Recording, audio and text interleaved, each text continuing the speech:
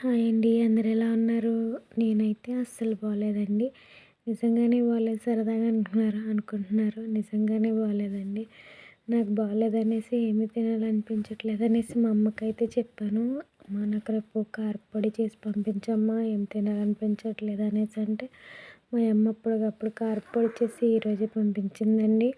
మా అమ్మ కొంచెం పంపగానే ఇంకా నేను కారప్పొడి వేసుకుని అన్నంలో తింటున్నానండి. నాకైతే చాలా నీరసంగా ఉంది. మా ఊర్లో అయితే దీన్ని కారప్పొడి, నల్లగారం అనేసి అంటాం.